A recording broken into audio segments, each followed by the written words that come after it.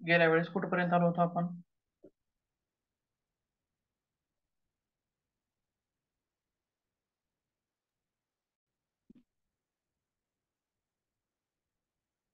बोला.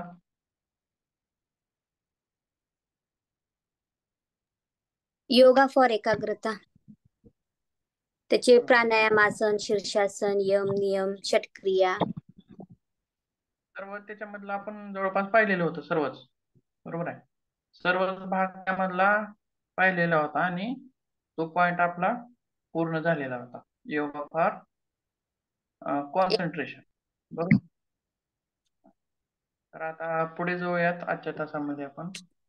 आता पुढचा जो या मॉड्यूल मधला लास्टचा म्हणजे शेवटचा जो पॉइंट आहे तो आहे yoga for excellence in education. हा तुमचा शेवटचा पॉइंट आहे या मॉड्यूल मधला. बरोबर आहे. तर yoga for excellence in education म्हणजे काय? तर शिक्षणामध्ये उत्कृष्टतेसाठी योग योग अभ्यास. तर सर्वप्रथम आपण उत्कृष्ट म्हणजे काय बघूया. कोणी सांगू शकेल काय काही उत्कृष्ट म्हणजे काय? कशाला म्हणायचं उत्कृष्ट? चांगलं, प्रगतीशील. चांगलं आहे. बर. आणखीन काही? उत्कृष्ट कशाला म्हणायचं? बेस्ट, चांगलं, किंवा एखाद्या विषयामध्ये, एखाद्या गोष्टीमध्ये परिपूर्ण असणं म्हणजे उत्कृष्ट. बरोबर. ठीक आहे. किंवा एखादी गोष्ट गुणवत्ता पूर्ण करणं. बरोबर आहे. त्या गोष्टीमध्ये गुणवत्ता असणं म्हणजेच एखादी गोष्ट चांगल्या पद्धतीनं करणं. थोडक्यात आपण एखाद्याला हे करतो बा, एक्सलंट म्हणून आपल्या ह्याच्यावरती हे देतो, व्हॉट्सअपवरती असेल हे ते. एक्सलंट एखाद्याने जर चांगलं कार्य केलेलं असेल किंवा त्याला चांगले मार्क्स मिळालेले असतील एखाद्या विद्यार्थ्याला म्हणा, किंवा आपल्या बरोबरीचा असेल आणि त्यानं कुठलं तरी एखादा त्याला पुरस्कार मिळालेला असेल किंवा एखादी गोष्ट त्याने चांगली केलेली असेल तर त्याला आपण काय टाकतो? एक्सलंट म्हणून त्याला पुष्पगुच्छ वगैरे आपण व्हॉट्सअपवरती पाठवत असतो. म्हणजेच थोडक्यात त्या व्यक्तीनं काय केलेलं आहे? एखाद्या कार्यामध्ये श्रेष्ठता मिळवलेली आहे. बरोबर आहे. एखाद्या कार्यामध्ये उत्तम रित्या ते कार्य त्यानं पार पाडलेलं आहे. आणि उत्कृष्ट केव्हा म्हणायचं? बरं, चांगलं आणि उत्कृष्ट. जसं की गुड, बेटर आणि बेस्ट. काय? गुड, बेटर आणि बेस्ट. जसं ह्या एक एक पायऱ्या आहेत. गुड म्हणजे चांगलं, बेटर म्हणजे त्याच्यापेक्षा थोडं चांगलं आणि बेस्ट म्हणजे सगळ्यात चांगलं. तसंच थोडक्यात उत्कृष्ट म्हणजे एखादं कार्य जे आहे ते गुणवत्तापूर्ण पार पाडणे आणि त्या पार पाडलेल्या कार्यातून त्याला त्या कार्याचं फळ मिळणे. बरोबर आहे. त्यावेळेस मात्र आपण त्याला उत्कृष्ट असं म्हणत असतो. तर मग आता विषय काय आहे आपला? Yoga for excellence in education म्हणजे शिक्षणामध्ये उत्कृष्टता. तर मग शिक्षणामध्ये उत्कृष्टता कशी आणता येईल आपल्याला? किंवा उत्कृष्ट शिक्षण असं कशाला म्हणता येईल? थोडक्यात सांगा भाऊ. शिक्षण हे उत्कृष्ट झालं हे असं कधी म्हणू आपण? त्या विद्यार्थ्याला चांगले मार्क्स पडल्यास म्हणू, किंवा तो त्याच्या वर्गामध्ये एक नंबर आला आहे किंवा 10वीला असताना तो एक नंबर आला, मग त्याला उत्कृष्ट म्हणू? कारण नेमकं मग उत्कृष्ट कसं म्हणायचं? त्याचं शिक्षण उत्कृष्ट झालं कसं म्हणता येईल?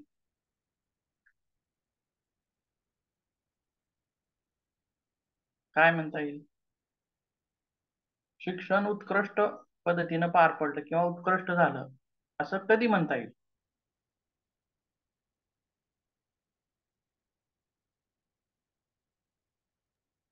त्या विद्यार्थ्याला जर तो विषय समजला, त्याला त्याच्या विषयामध्ये चांगले मार्क मिळाले, त्याला त्याच्यामध्ये समाधान वाटलं अभ्यास करून, तर तो उत्कृष्ट म्हणता येईल. ठीक आहे. तर त्याला काय म्हणायचंय? उत्कृष्ट. एखादा विद्यार्थी खूप काही मार्क्स मिळाले त्याला, बरोबर आहे, आणि त्याला तो एक नंबर परीक्षेमध्ये आला, बरोबर आहे. थोडक्यात आपण एक उदाहरण असं देऊयात की आपल्याला एखादा व्यक्ती गाडी चालवतोय बघा, तो गाडी उत्तमरित्या चालवतोय पण त्याच्याकडे सर्टिफिकेट नाही, म्हणजे हे नाही, लायसन नाही, गाडी चालवण्याचं लायसन नाही. त्यामुळे पोलीस त्याला धरू शकतात, बरोबर आहे. परंतु एखाद्याकडे लायसन आहे पण गाडी व्यवस्थित चालवता येत नाही, ब्लॅक मधून पण लायसन्स काढतात, बरोबर आहे. तर मग उत्कृष्ट कोणाला म्हणायचं? लायसन ज्याच्याकडे आहे त्याला म्हणायचं, का जो व्यक्ती उत्तमरित्या व्यवस्थित गाडी चालवतो, कसल्याही याच्यामध्ये तो हँडल करू शकतो, त्याला उत्कृष्ट म्हणायचं. ज्याच्याकडे दोन्ही आहे. दोन्ही असणं हे योग्य ठरणार आहे, बरोबर आहे. तो व्यवस्थित गाडी चालवतो पण लायसन नाही, ते पण बरोबर नाही. किंवा लायसन आहे पण व्यवस्थित चालवता येत नाही. आता एखाद्या विद्यार्थ्याने कॉपी वगैरे करून चांगले मार्क्स मिळवले, बरोबर आहे, असं पण होऊ शकतं. होऊ शकतं का? असं पण होतं, बरेचदा होतं, कित्येक वेळेस होतं. मग तो तो विद्यार्थी वर्गामध्ये 1 नंबर आला, त्याला चांगले मार्क्स मिळालेले, परंतु तो थोडंफार काही कॉपी करून लिहिला आहे, बरोबर आहे. मग तो उत्कृष्ट होऊ शकतो का त्यामध्ये? तर नाही. हा. चांगले मार्क्स म्हणून तो उत्कृष्ट ठरणार नाही. जो व्यक्ती गुणवत्तापूर्ण शिक्षण घेईल आणि पोपटपंची, म्हणजे नुसतं पाठांतर करून, समजा आता तुम्ही डॉक्टरकीचा अभ्यास करताय आणि शिक्षणामध्ये तुम्ही नुसतं पोपटपंची करून चालेल का हो? त्या शिक्षणामध्ये तुम्ही अभ्यास तर डॉक्टरकीचा करताय. एखादा जर पेशंट आला किंवा एखाद्याचं ऑपरेशन करायचं असेल तर पोपटपंची करून चालणार आहे का? नाही. ते ऑपरेशन कसं करायचं आहे ते तुम्हाला समजून घेतलं पाहिजे, बरोबर आहे. किंवा परीक्षेमध्ये लिहिलं की बाबा ऑपरेशन असं असं करायचं, हे करायचं, ते करायचं, असं असं तसं तसं म्हटल्यास तो उत्कृष्ट ठरणार आहे का? नाही.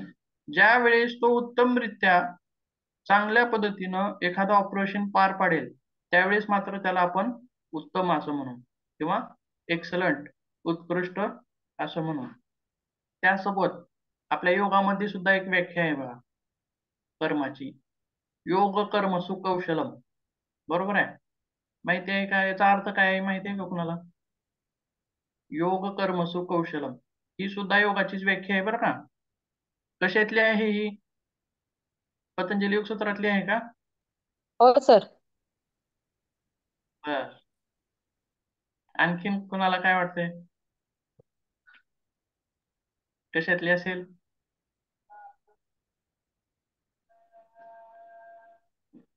बर, पतंजलीची सांगा व्याख्या योगाची काय आहे? योगच चित्तवृत्ती निरोध. बरोबर आहे. आणि मग योग कर्म सुकौशलम ही कशाची आहे, कोणाची?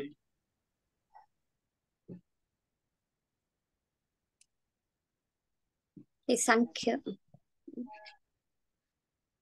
ठीक आहे, तर मी सांगतो. योग कर्म सुकौशलम ही गीतेतील योगाची व्याख्या आहे. कशातली आहे? तर गीतेतील आहे. तर याचा अर्थ काय होतोय बघा. योग म्हणजे काय म्हणलेलं आहे? कुशलतम कर्म. कुशलतम कर्म करणे म्हणजेच योग, असं गीतेमध्ये भगवान श्रीकृष्णानं म्हणलेलं आहे. काय?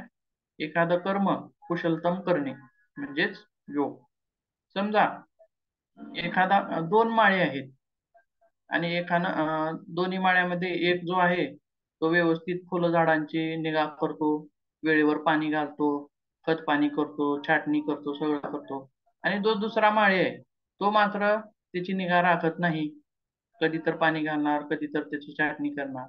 पण दोन्ही पैकी कोणत्या माळ्याची बाग छान वाटेल आपल्याला, छान दिसेल?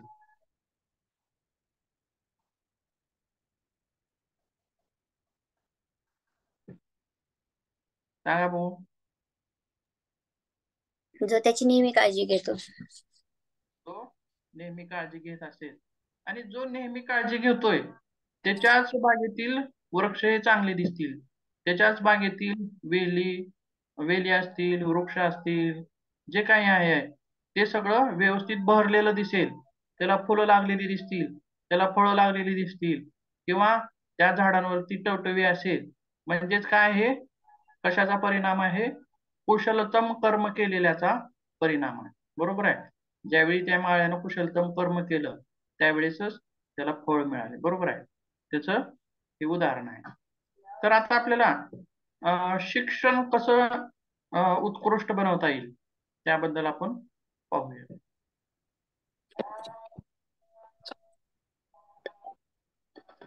किंवा उत्कृष्ट शिक्षणासाठी योगाभ्यास काय आहे त्याबद्दल माहिती पाहू.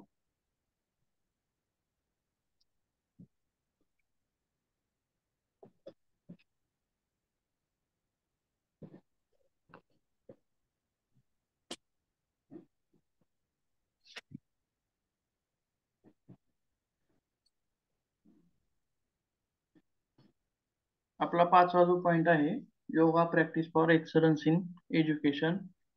शिक्षणातील उत्कृष्टतेसाठी योगाभ्यास. तर शिक्षण उत्कृष्ट होण्या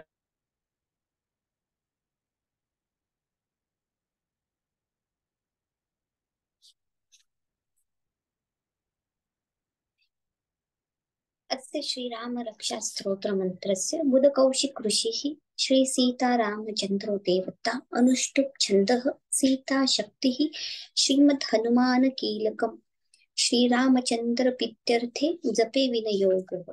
अथ ध्यानम् ध्याये. दोन गोष्टी गरजेच्या आहेत. दोन गोष्टी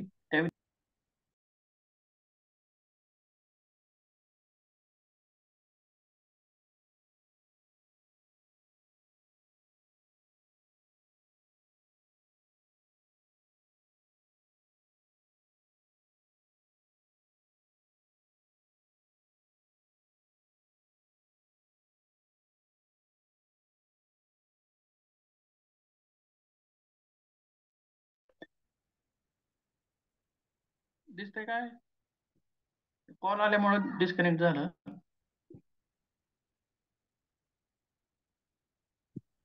ऐकू येते का? हो सर. ठीक आहे, ठीक आहे, चालतंय. तर काय चालू होतं, yoga practice for excellence in education. त्याच्यासाठी आपल्याला दोन गोष्टी सर्वात महत्वाच्या आहेत. एखादी गोष्ट जर उत्कृष्टरित्या पार पाडायची असेल तर त्याच्यासाठी आपल्याला दोन गोष्टी आवश्यक आहेत. तर विद्यार्थ्यांना शिक्षणामध्ये तसंच उत्कृष्ट बनवण्यासाठी शिक्षण त्यांना सुद्धा दोन गोष्टी महत्वाच्या आहेत. ती गोष्ट, पहिली गोष्ट म्हणजे सर्वांगीण विकास. काय तर विद्यार्थ्यांचा सर्वांगीण विकास होणं गरजेचं आहे. त्याचसोबत नुसता सर्वांगीण विकास होऊन चालणार आहे का? नाही. तर शिक्षणामध्ये येणाऱ्या अडचणी असतील किंवा आव्हानं असतील त्यांना पण सामोरं जाणं तितकंच गरजेचं आहे. ज्यावेळेस या दोन्ही गोष्टी साध्य होतील त्यावेळेस उत्कृष्टरित्या शिक्षण पार पडेल. तर सर्वांगीण विकास म्हणजे काय म्हणता येईल बघा. आपण सर्वप्रथम जो हे पाहिले, बरोबर आहे, योगा फॉर कॉन्सन्ट्रेशन पाहिलं किंवा yoga for excellence, yoga for memory improvement पाहिलं. ती कशाशी निगडीत होतो? पूर्ण शरीराशी निगडीत होता का ते योगाभ्यास? तो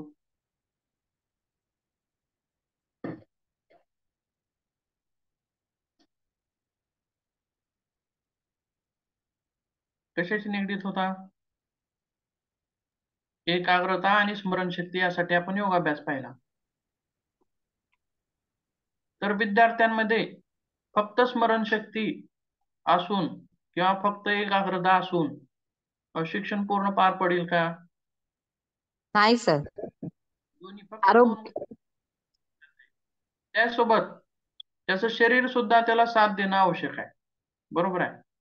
तुमच्याकडे स्मरणशक्ती आहे, एकाग्रता आहे, परंतु तुमचं शरीरच जर निरोगी नसेल किंवा एक एक विद्यार्थी असे असतात की बघा, सारखं सर्दी येणं, टॉन्सिलिटिसचा त्रास म्हणजे टॉन्सिल्स दुखणं किंवा सारखं सारखं आजारी पडणं, अशा गोष्टी पण काही विद्यार्थ्यांमध्ये दिसून येतात, बरोबर आहे.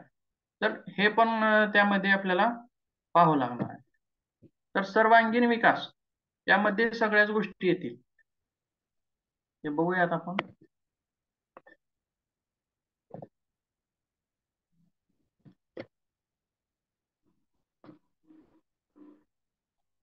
सर्वप्रथम सर्वांगीण विकास काय आहे ते पाहू.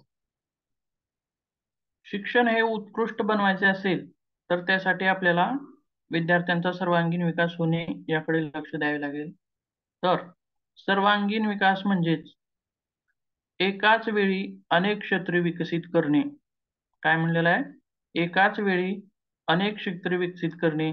थोडक्यात काय? तर शारीरिक, मानसिक, भावनिक, सामाजिक, आध्यात्मिक इत्यादी या सर्व गोष्टी मात्र त्यामध्ये लक्षात घ्याव्या लागतात. तर काय म्हणलेलं आहे थोडक्यात? तर एका वेळी अनेक क्षेत्रे विकसित करणे. फक्त त्याचा शारीरिक विकास करून चालणार आहे का? तर नाही. मानसिक विकास करून चालणार आहे का? नाही. तर सगळ्याच बाजूने, सर्वांगीण बाजूने त्या विद्यार्थ्याचा विकास होणं त्याच्यासाठी गरजेचं आहे. तर सर्वप्रथम म्हणलेलं आहे बघा शारीरिक विकास. त्या शारीरिक मध्ये आताच म्हणल्याप्रमाणे काय म्हणता येईल की काही विद्यार्थी सारखं सतत सतत आजारी पडतात. काही जणाला वारंवार सर्दी होणे, वारंवार इतर कुठल्याही वातावरणामध्ये बदल झाला की लगेच अशा विद्यार्थ्यांना त्रास जाणवायला लागतो. घशामध्ये सूज होते, ताप येणं किंवा इतर काही गोष्टी असतील. तो भाग कशामध्ये येतो? शारीरिक मध्ये येतो. बरोबर आहे. तर शारीरिक विकास करण्यासाठी सुद्धा आपल्याला योगाची मदत घ्यायची आहे. त्याच्या पुढे चालून काय आहे? मानसिक. मानसिक मध्ये कोणत्या गोष्टी येतात? चिडचिडेपणा असेल, राग असेल किंवा एकाग्रतेचा प्रश्न असेल, मन एकाग्र न होणे किंवा स्मरणशक्तीचा अभाव असेल. ह्या वेगवेगळ्या ज्या गोष्टी आहेत त्या मानसिकतेमध्ये येतात. बरोबर आहे. मग शरीराच्या विकासासोबतच विद्यार्थ्याचा मानसिक विकास होणं सुद्धा तितकंच गरजेचं आहे. त्याच्या पुढे सांगितलेलं आहे बघा भावनिक. तर भावनिक म्हणजे काय म्हणता येईल त्या ठिकाणी? भावनिक वेगवेगळ्या म्हणजे काय? वेगवेगळ्या भावना असतात ना आपल्या. म्हणजे काय काय मुलांना रडायला येतं लगेचच ओरडलं की, किंवा काय काय मुलांना राग येतो, काय काय मुलं हळवी असतात. ह्या सगळ्या भावना. एक आहे. भावनिक मध्ये काय म्हणता येईल बघा. तर शाळेमध्ये बघा काही काही खोडकर मुलं असतात. बरोबर आहे. आणि एखादा विद्यार्थी कसा असतो? शांत स्वभावाचा असतो. आणि काही असतात ते खोडकर असतात. मग ती खोडकर विद्यार्थी त्या शांत स्वभाव असणाऱ्या विद्यार्थ्याला त्रास द्यायला लागतात. मग त्यामुळे असं जाणून येतं की एक एकदा इतका त्रास त्याला जाणवायला लागतो. थोडक्यात आपण मोठ्या ह्याच्यामध्ये काय म्हणलं जातं बघा, कॉलेजेसच्या लाईफ मध्ये याला. रॅगिंग. हा बरोबर आहे. रॅगिंग सुद्धा त्याला म्हणजे ज्यावेळेस आपण कॉलेज वयीन विद्यार्थ्यांमध्ये पाहतो त्यावेळेस रॅगिंग म्हणलं जातं. तसंच लहान विद्यार्थ्यांमध्ये सुद्धा अशा गोष्टी दिसून येतात. मग तो विद्यार्थी मानसिकरित्या खूप छान आहे, शारीरिकरित्या छान आहे, परंतु अशा गोष्टींना सुद्धा त्या विद्यार्थ्याला सामोरं जाता आलं पाहिजे. तर गरीब असणारे विद्यार्थी काय करतात की मला शिक्षणच नको किंवा शाळेमध्ये जाताना कचरतात. हे विद्यार्थी मला त्रास देतील किंवा अशा अशा वेगवेगळ्या गोष्टी त्याच्या मनामध्ये बसतील आणि त्याचं मन दुखावलं जाईल. बरोबर आहे. त्यासोबत मग शाळेमध्ये शिकवलं जाणारे जे हे आहे त्यामध्ये त्याचं मन लागणार नाही. अशा भावनिक गोष्टी असतील. त्यासोबत दुसऱ्या भावनिक गोष्टी काय म्हणता येतील की अभ्यासक्रम शिकवताना मला समजतच नाही म्हणून तो त्याचं मन दुःखी होईल. बरोबर आहे. किंवा अभ्यासक्रमामध्ये असताना वेगवेगळी पुस्तकं असतील, वेगवेगळे विषय असतील, मोठे विषय असतील. मोठे विषय पाहताना सुद्धा मग त्याला वाटेल की बाबा मी एवढा अभ्यास कसा करू, कधी करू. बरोबर आहे. अशा गोष्टी मात्र या भावनिकतेमध्ये येतात. त्याचसोबत त्याचा पुढचा प्रकार आहे सामाजिक. सामाजिक मध्ये काय म्हणता येईल सांगा बरं?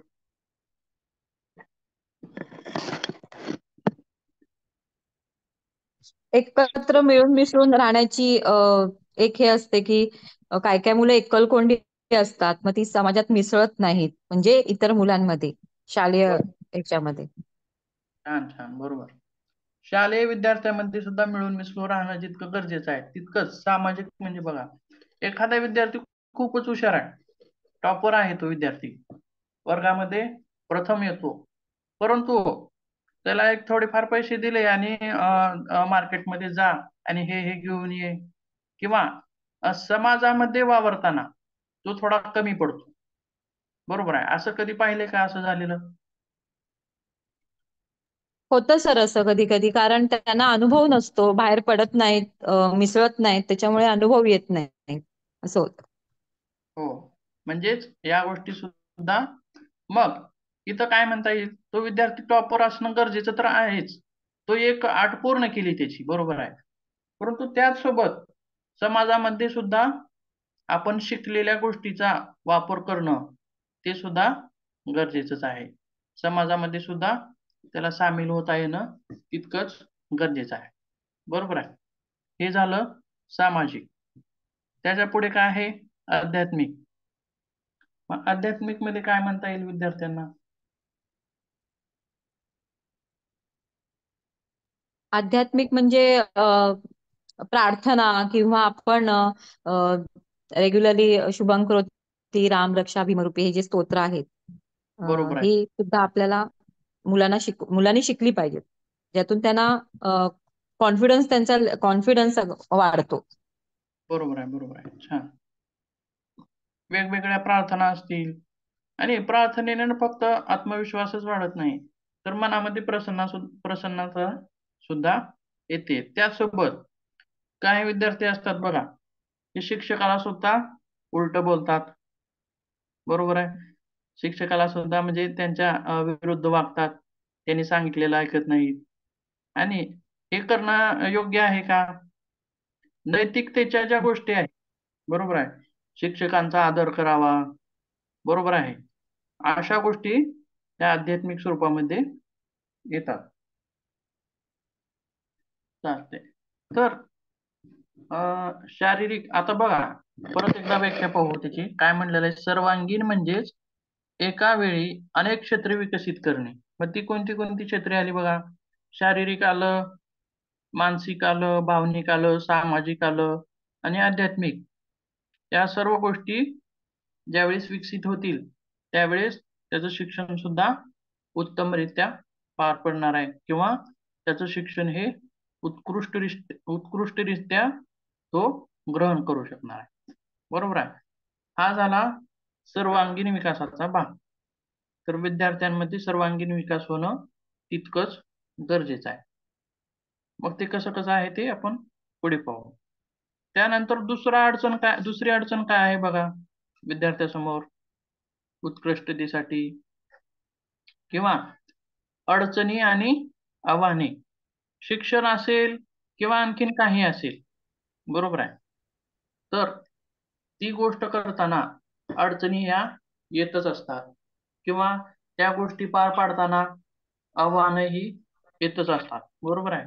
मग त्या अडचणींना न घाबरता आपल्याला समोर जायचं आहे, बरोबर आहे. आताच मी म्हणल्याप्रमाणे पुस्तक मोठं आहे, अभ्यासक्रम खूप आहे, तो माझ्याच्याने पार पडेल का, असा न्यूनगंड सुद्धा विद्यार्थ्यांमध्ये होत असतो. मग त्याला सुद्धा सामोरं जाणं हे हे कौशल्य त्या विद्यार्थ्यामध्ये असणं तितकंच गरजेचं असतं. आणि तितका आत्मविश्वास असेल तरच तो पुढे जाणार आहे, किंवा तो त्या ठिकाणी उतरणार आहे, बरोबर आहे. तर पुढे काय म्हणलेलं आहे बघा, आजच्या वेगवान धावत्या आणि मागणी असलेल्या जगात. म्हणजेच काय म्हणता येईल,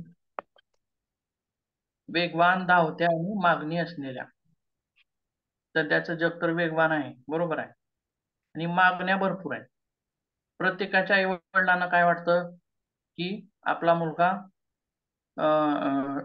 वर्गामध्ये एक नंबर यावा, किंवा आपला मुलगा खूप हुशार असावा, आणि आपल्या मुलानं इंजिनिअरिंगला जावं, किंवा डॉक्टरकीला जावं, किंवा वेगवेगळ्या पोस्ट असतील ह्या सर्व पार पडावेत.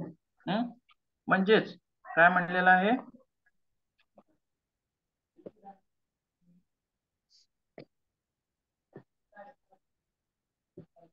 त्यालाच काय म्हणलेलं आहे, मागण्या, बरोबर आहे. आजच्या वेगवान धावत्या जगात काय आहेत, मागण्या आहेत.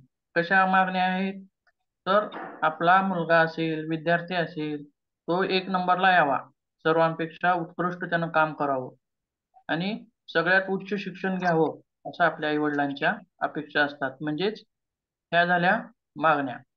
बरोबर आहे. पुढे काय आहे मग? विद्यार्थ्यांना विविध आव्हानांचा सामना करावा लागतो, ज्यामुळे त्यांच्या एकूण शैक्षणिक कामगिरीवर परिणाम होऊ शकतो. बरोबर आहे. याच्यामध्ये काय म्हणता येईल मग? मागण्यांचा शैक्षणिक ह्याच्यावरती परिणाम कसा होईल?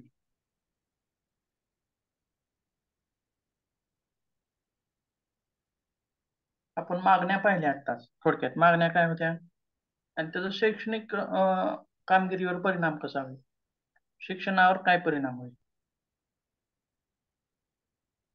सर म्हणजे आताच युग हे स्पर्धात्मक युग आहे. प्रत्येक मुलाच्यावर एक प्रकारचं बर्डन आहे की लहानपणापासूनच मुलांना एवढं अभ्यासाचं बर्डन असतं किंवा वेगवेगळ्या वेगवेगळ्या स्पर्धात्मक परीक्षा असतात किंवा लहानपणापासूनच वेगवेगळं काही ना काहीतरी शाळेमध्ये त्यांच्याकडनं अ, हे करून आणा ते करून आणा सांगितलं जातं. त्याचं त्यांना बर्डन असतं. बरोबर आहे. मुलांची त्यांच्या कॅपॅसिटी लक्षात न घेता पालकांच्या अवास्तव अपेक्षा असतात आणि परफेक्शनिस्ट असलं पाहिजे ही एक सगळ्यात मोठी अपेक्षा असते की हो. त्यामुळं मुलं अंडर प्रेशर असतात आणि त्यांच्या कामावर परिणाम होत असतो. आणि खेळ याला कमी महत्व दिलं जातं, त्यामुळे पण त्यांच्या अभ्यासावर खूप परिणाम होतो. बरोबर आहे. म्हणजेच उत्कृष्ट शिक्षण होत नाही. आपला मुद्दा काय आहे? शिक्षण हे शिक्षणामध्ये उत्कृष्टता आणण्यासाठी योगाभ्यास. मग ह्या काय आहेत? अडचणी आहेत. उत्कृष्टतेमध्ये होणाऱ्या काय आहेत ह्या अडचणी? बरोबर आहे. ह्या अशा आव्हानांना त्यांना सामोरं जावं लागतं. बरोबर आहे. तर आताच काय म्हणलात तुम्ही? एखाद्याची कॅपॅसिटी नाही तितकी, परंतु त्याच्यावरती तेवढं बर्डन आहे की बाबा तू एवढं करच, एवढा वेळ तो अभ्यास करावाच लागतो, करत बस. बरोबर आहे. लहान लहान जरी लेकरं असली, आपले LKG चे असतील, UKG चे असतील, त्यांना सुद्धा बळजबरीनं त्यांच्याकडून भरपूर असा अभ्यास करून घेणं, याच्यामुळं सुद्धा मुलांच्या मनावरती परिणाम होऊ शकतो. बरोबर आहे. तर या अडचणी आणि आव्हानं काय आहेत बघूयात. पुढं काय सांगितले बघा. ताणतणाव आहे, ही सुद्धा एक अडचणच आहे. परत चिंता आहे, आत्मविश्वास आहे, निष्काळजीपणा आहे, प्रतिक्रियाशीलता आहे, स्वयंशिस्त, माइंडफुलनेस, कौशल्य इत्यादी या विद्यार्थी पुढील अडचणी आहेत. बरोबर आहे. तर मग त्यांना कसं सामोरं जायचं किंवा योगाभ्यासानुसार त्यांना कसं सामोरं जायचं ते बघूयात आपण.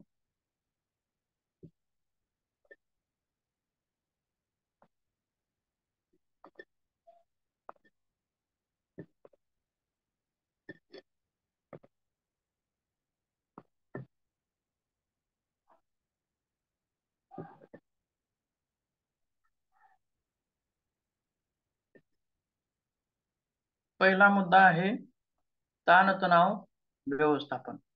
विद्यार्थ्यांच्या ताणाचं व्यवस्थापन आपल्याला कशा प्रकारे करता येईल ते बघूया. तर काय म्हणलेलं आहे? योग विद्यार्थ्यांना तणाव आणि चिंता व्यवस्थापित करण्यासाठी प्रभावी साधने प्रदान करते. त्यासोबत श्वासोश्वासाचे व्यायाम, ध्यानधारणा आणि सजग हालचालीद्वारे विद्यार्थी त्यांचे मन शांत करण्यास, तणाव कमी करण्यास आणि त्यांचे संपूर्ण मानसिक आरोग्य वाढवण्यास शिकतात. बरोबर आहे. हा जो त्यांच्यावरती ताणतणाव आलेला आहे, तर मग हा घालवण्यासाठी आपल्याला कोणता योगाभ्यास करावा लागेल, कोणता योगाभ्यास द्यावा लागेल?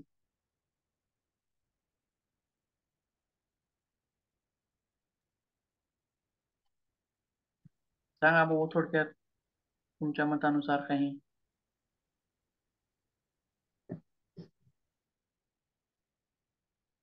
सुरुवातीला सर थोडं त्यांना रिलॅक्सेशन देण्यासाठी सूक्ष्म हालचाली घेतल्या म्हणजे साध्या सोप्या हालचालीमधून हात पाय रिलॅक्स झाले की ते थोडंसं त्यांचं शरीर आणि मन दोन्हीही स्टेबल स्थिर व्हायला मदत होईल. आणि त्याच्यानंतर मग आपण त्यांच्याकडनं प्रार्थना म्हणून घेतले, ओंकार म्हणून घेतले की सुद्धा छान त्यांना मन शांत आणि स्थिर व्हायला मदत होते. बरोबर आहे. जसं आता म्हणल्याप्रमाणे सूक्ष्म व्यायाम करून घेणे म्हणजे शरीरावरचा ताण कमी झाला की मनावरचा सुद्धा ताण थोडाफार कमी होतो. बरोबर आहे. शरीर हलकं फुलकं वाटलं की मन सुद्धा हलकं फुलकं वाटायला लागतं. त्यासोबत काय म्हणलेलं आहे बघा, श्वासोश्वासाचे व्यायाम. श्वासोश्वासाच्या व्यायामानं काय कालच्या तासामध्ये आपण बघितले बघा, चले वातम चले चित्त निश्चले निश्चले भव, म्हणजेच काय, श्वास प्राणाचा परिणाम कोणावरती आहे? मनावरती. बरोबर आहे. प्राणाला स्थिर करण्याचा प्रयत्न म्हणजेच मनाला स्थिर करण्याचा प्रयत्न आपण कालच्या तासामध्ये पाहिलेला आहे. म्हणजे श्वासोश्वासाचे व्यायाम त्यांच्या ताण व्यवस्थापनामध्ये मदत करतील. त्यासोबत ध्यानधारणा आहे, ही सुद्धा ताण व्यवस्थापनामध्ये त्यांना मदत करणार आहे. बरोबर आहे. आणि सजग हालचाली, जसं की वेगवेगळे आसनं असतील, आसनं करण्यामध्ये किंवा थोडीशी अवघड आसनं, वेगवेगळी आसनं शिकण्यामध्ये सुद्धा विद्यार्थ्यांची आवड दिसून येते. बरोबर आहे. तर वेगवेगळे आसनं असतील त्यांच्याद्वारे, सजग हालचालीद्वारे, याप्रमाणे वेगवेगळा योगाभ्यास घेऊन आपण त्यांचं ताणतणावाचं व्यवस्थापन आपण करू शकतो. तसेच पुढे काय म्हणलेलं आहे, विद्यार्थी त्यांचे मन शांत करण्यास, तणाव कमी करण्यास आणि त्यांचे संपूर्ण मानसिक आरोग्य वाढवण्यास शिकतील ह्या वेगवेगळ्या योगाभ्यासातून. हा एक प्रकार झाला ताणतणावाचा. पुढचा काय आहे, एकाग्रता आणि फोकस. हे सुद्धा आपण कालच्या तासात पाहिलेलं आहे. बरोबर आहे. विद्यार्थ्यांमध्ये उत्कृष्ट शिक्षण जर पार पडायचं असेल, उत्कृष्ट शिक्षण घ्यायचं असेल, तर विद्यार्थ्यांमध्ये एकाग्रता असणं तितकंच महत्वाचं आहे. बरोबर आहे. एकाग्रताच नसेल, शाळेमध्ये शिक्षक शिकवत आहेत पण विद्यार्थ्याचं मन इतर कुठंतरी धावत आहे, किंवा एक एक विद्यार्थी असतात बघा, कोण दाताने नख कुरतडत असतात, कोण आपल्या शर्टशी खेळत असतात, पुन्हा किंवा वेगळंच काहीतरी करत बसतात. बरोबर आहे. पुढे काय चाललंय याकडे मात्र त्याचं लक्ष नसतं आणि तो वेगळ्याच विश्वामध्ये गुंतून जातो. म्हणजे थोडक्यात काय म्हणता येईल की त्याचं मन स्थिर नसतं, सारखं इतरत्र धावत असतं. त्यासाठी शिक्षण उत्कृष्ट होण्यासाठी एकाग्रता ही तितकीच महत्वाची आहे. मग त्यामध्ये काय म्हणलेलं आहे, योगाचा नियमित सराव एकाग्रता आणि फोकस वाढवतो.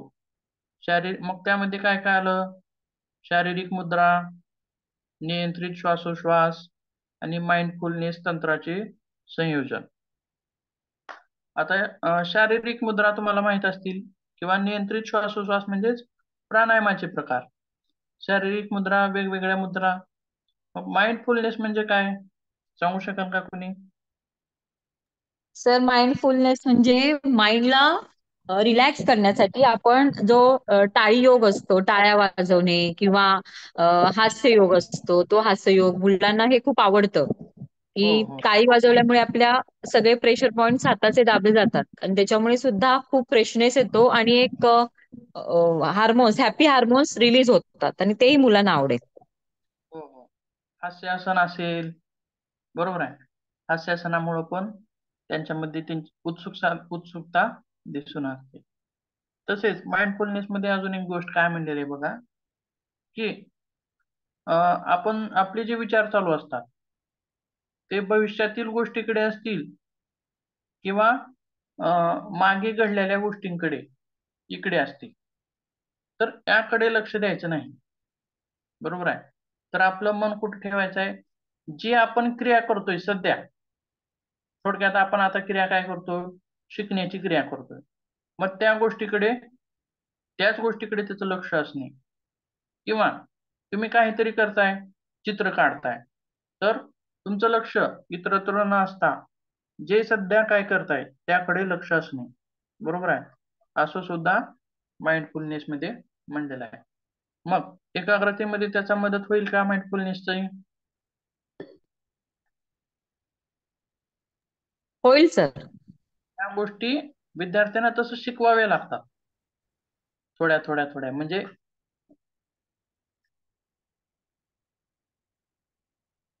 पुढे काय म्हणलेलं आहे बघा, माइंडफुलनेस तंत्राचे संयोजन विद्यार्थ्यांना अधिक लक्ष देण्यास मदत करते. त्यामुळं काय होणार आहे, ज्यामुळे शैक्षणिक कामगिरी आणि उत्पादकता सुधारते. शैक्षणिक कामगिरी म्हणजे शिकवणं असेल किंवा शिकवलं जाणारं समजून घेणं. आणि उत्पादकता सुधारते म्हणजे काय काय म्हणता येईल?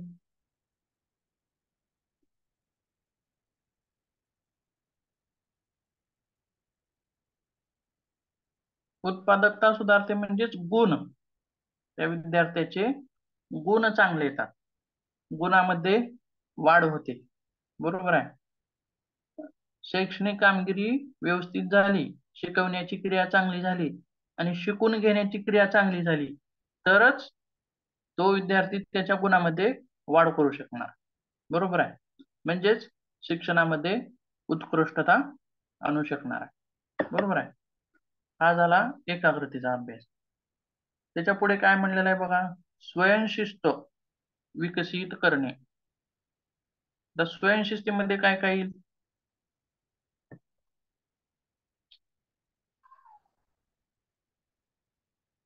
स्वयंशिस्तीमध्ये एखादं उदाहरण सांगा काय तर. वेळेवर उठणे, वेळेवर अभ्यास करणे, वेळेवर शाळेत जाणे, वेळेवर सगळ्या गोष्टी करणे. बरोबर आहे. एखादा विद्यार्थी शाळेमध्ये उशिरा येतो, वर्गामध्ये उशिरा येतो, ही स्वयंशिस्त आहे का त्याची? नाही. अर्धा अर्धा भाग शिकवून झाला किंवा आपले शिक्षक वर्गामध्ये आलेले आहेत आणि जो काही धडा आहे तो त्यांनी शिकवायला चालू केला आहे, त्याचं शीर्षक दिलंय, हे म्हणजे प्राथमिक माहिती झाली आणि तो अर्ध्यामध्येच आला, तो विद्यार्थी अर्ध्यातून आला, तर त्याला तो धडा व्यवस्थित समजेल का? तो पाठ व्यवस्थित समजेल का त्याला? तर थोडक्यातच काय म्हणता येईल, नाही म्हणता येईल. ही गोष्ट कशामध्ये आले? स्वयंशिस्तीमध्ये. बरोबर आहे. मग स्वयंशिस्त सुद्धा शिक्षण उत्कृष्ट बनवण्यामध्ये महत्वाची आहे. त्यासोबत गृहपाठ असेल. बरोबर आहे. आता शिक्षकांनी गृहपाठ दिला परंतु तो विद्यार्थी गृहपाठ करत नाही. बरोबर आहे. किंवा आता सर मारतील या भीतीपोटी तो उद्या शाळेत लवकर आला आणि एखाद्याची वही घेतली आणि जो त्याने गृहपाठ केलाय तोच गृहपाठ त्याने त्याच्या वहीमध्ये उतरवून काढला. मग ही स्वयंशिस्त झाली का त्याची? तर नाही. त्याला सुद्धा त्याची स्वयंशिस्त म्हणता येणार नाही. मग स्वयंशिस्त उत्कृष्ट शिक्षणामध्ये कशी सहभागी होईल हे पाहायचं होतं आपल्याला. तर गृहपाठ वेळेवर करणे, शाळेत वेळेवर येणे, बरोबर आहे, अशा सगळ्या गोष्टी त्यामध्ये सामील होतील.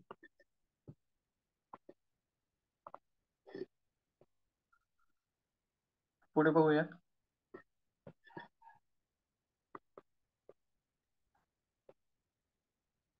स्वयंशिस्तीमध्ये काय म्हणलंय, योग विद्यार्थ्यामध्ये स्वयंशिस्त निर्माण करतो. कारण आता बघा, स्वयंशिस्तीसाठी योगातील कोणता भाग आपण त्याच्यासाठी लागू करू? आसने करायला लावू का, प्राणायाम करायला लावू का, ध्यानधारणा करायला लावू? स्वयंशिस्तीसाठी योगामधील कोणता अभ्यास त्यासाठी महत्वाचा ठरणार आहे?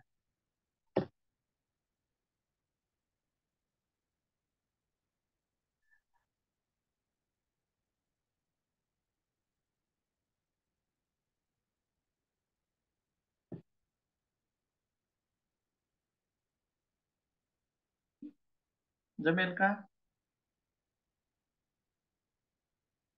स्वयंशिस्तीमध्ये यमनियमांचा अभ्यास. यमनियम जे आहेत, बरोबर आहे, सत्य आहे, स्वाध्याय आहे, तप आहे. तप म्हणजे बघा, वेळेवर गृहपाठ पूर्ण करणे हा सुद्धा एक तपाचाच प्रकार. बरोबर आहे, आलं लक्षात? आणि आपण काल तपाची व्याख्या काय पाहिजे की आपलं ध्येय साध्य करताना कितीही जरी अडचणी आल्या तरी त्या अडचणींना सहन करत, दुःख सहन करत, सुख हे करत ते आपल्या ध्येयापर्यंत चालणे. थोडक्यात बघा, आता आपण ज्यावेळेस लहान होतो त्यावेळेस आपल्याला काही सांगायचे की बाबासाहेब आंबेडकर असतील किंवा इतर कोणी हे असतील, ते काय म्हणतात की त्यावेळेस उजेड सुद्धा नव्हता. बरोबर आहे. उजेड, लाईट नव्हती त्यावेळेस, बल्ब नव्हता, इलेक्ट्रिक बल्ब नव्हता, बॅटरी नव्हती, तरी ते अंधारामध्ये म्हणजे थोडक्यात दिवा असेल, कंदील असेल, कंदील सुद्धा उपलब्ध होत नव्हता त्यांना. बरोबर आहे. तर ते दुसऱ्याच्या प्रकाशामध्ये अभ्यास करायचे याला, आणि त्यामुळेच ते शिक्षणामध्ये उत्कृष्ट झाले, वेगवेगळ्या पदव्या धारण केल्या. हे कधी शक्य झालं? ते त्यांच्या जीवनामध्ये तप केले. कशाचं तप? त्यांचं ध्येय होतं शिक्षण, आणि ते ध्येय पार करण्यासाठी ज्या काही अडचणी आल्या त्या सर्व अडचणींना मात देत, तोंड देत त्यांनी त्यांचं शिक्षण पूर्ण केलं. म्हणजेच शिक्षणामध्ये उत्कृष्ट आणण्यासाठी सुद्धा तप महत्वाचा आहे. बरोबर आहे. त्यासोबत स्वाध्याय ही तितकाच महत्वाचा आहे. रोजचा अभ्यास रोज करणे. बरोबर आहे. आज शिकवलो, आज गृहपाठ दिला तर आजच पूर्ण करायला पाहिजे. उद्या करू म्हणून उद्याच्या दिवशी ठेवायचा, किंवा परवा करू म्हणून परवाच्या दिवशी करायचा, असं पण होतं. शाळेतून आलेले विद्यार्थी काय करतो की आपण खेळायला जाऊ, 4 वाजता गृहपाठ करू, त्यानंतर 4 वाजता घरी येतो, मग त्याच्या हातात मोबाईल सापडतो, मग म्हणतो की तासभर मोबाईल बघू, त्यानंतर गृहपाठ करू. बरोबर आहे. किंवा अशा गोष्टी घडतात, म्हणजे पुढे पुढे टाळत जातात. मग मोबाईल बघत बसल्यानंतर त्याला काय होतं की मन थोडं हे होतं, थकल्यासारखं. मग परत काहीतरी गोष्टी करत बसतो, टीव्ही बघणे म्हणा किंवा इतर गोष्टी. मग रात्रीच्या वेळेला झोप येते.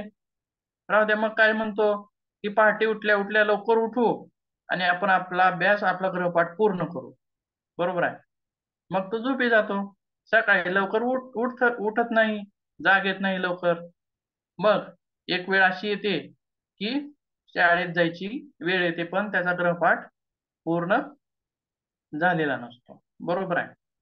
म्हणजेच स्वाध्याय वेळेवर करणे, वेळेवर गृहपाठ करणे, ह्या ज्या गोष्टी आहेत, त्यासोबत आता काय म्हटलं त्याच्या पूर्वीची गोष्ट तप म्हणा, किंवा वेगवेगळ्या ज्या ह्या क्रिया आहेत यम नियमामधल्या. आणि यम नियम म्हणजे हे सामाजिक हे आहेत, अलग लक्षात, त्याच्याशी निगडीत गोष्टी आहेत ह्या. म्हणजे यम नियमाचा अभ्यास स्वयंशिस्त पाळण्यामध्ये महत्वाचा ठरणार आहे.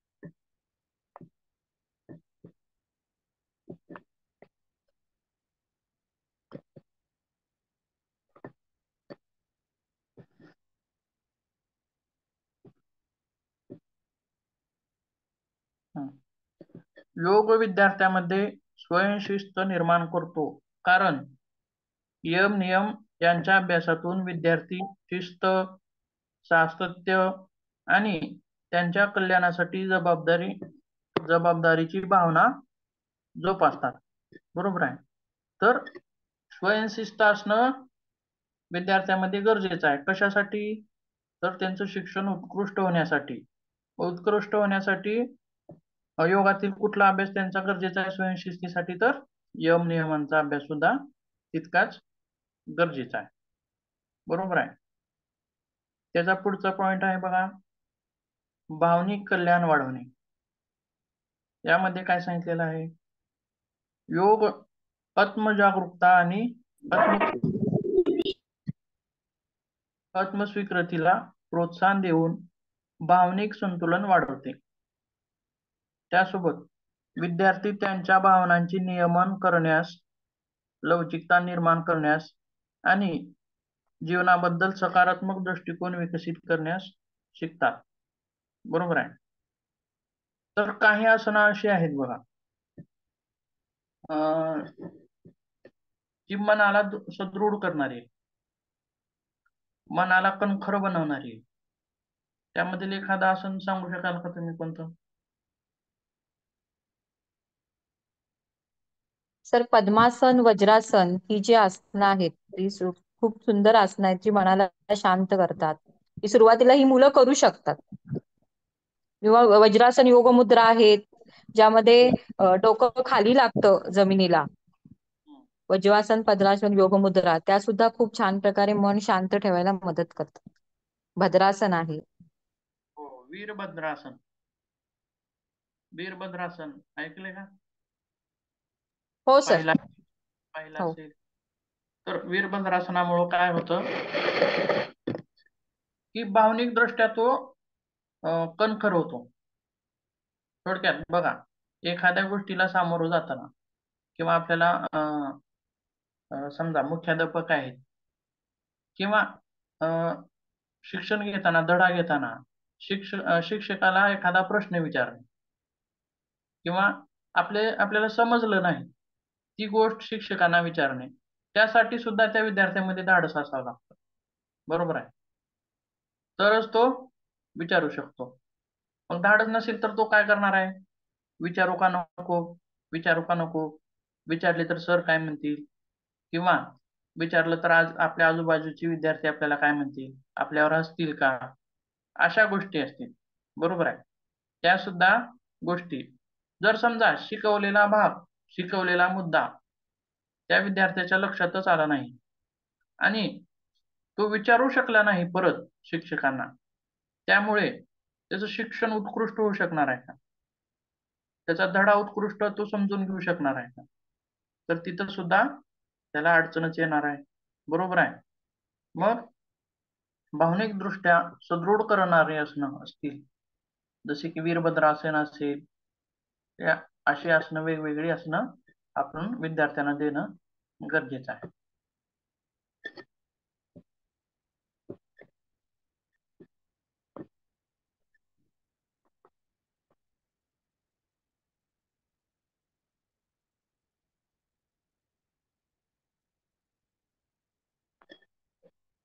त्याचा पुढचा भाग आहे माइंडफुलनेस.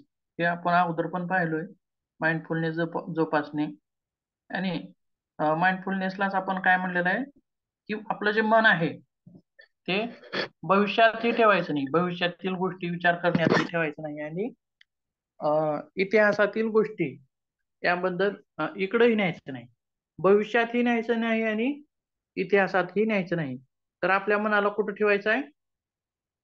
चालू काळामध्ये, वर्तमान. वर्तमान काळ. बरोबर आहे. आपण जी क्रिया करतोय त्या क्रियेमध्ये मन गुंतवण्याचा प्रयत्न, आणि ती क्रिया करताना त्या क्रियेमध्ये जर मन असेल तरच ती क्रिया उत्कृष्टरित्या होणार आहे. बरोबर आहे. मग माइंडफुलनेस जोपासण्यासाठी आपल्याला काय मदत होईल? धारणा आहे. धारणेची व्याख्या आपण कालच पाहिलेली आहे बघा. माइंडफुलनेस मध्ये मदत का होईल का तिची, धारणेची? होईल सर. तर धारणेची व्याख्याच तशी होती. आणि माइंडफुलनेसचं पण म्हणणं कसं आहे की भविष्यातही नाही आणि इतिहासात बी नाही, वर्तमानात राहायचं आहे मनाला. बरोबर आहे. तर धारणेचं कसं आहे, धारणा करताना आपण काय होतं, मन परत परत भटकत असतं. बरोबर आहे, इतरत्र भटकत असतं आणि त्या मनाला स्थिर करण्याचा प्रयत्न म्हणजे धारणा. हे आपल्याला माइंडफुलनेस मध्ये मदत होईल. त्यासोबत ध्यान आहे, यांच्यामुळे मन कणखर बनण्यास मदत होते आणि विद्यार्थी त्यांचे विचार, त्यांच्या भावना आणि शारीरिक संवेदनाकडे लक्ष देण्यास शिकतात. त्यासोबत ज्यामुळे ते परिस्थितीला स्पष्टपणे आणि समतोलतेने प्रतिसाद देण्यास सक्षम होतील. बरोबर आहे. अशा प्रकारे माइंडफुलनेस आपल्याला शिक्षणामध्ये मदत करेल.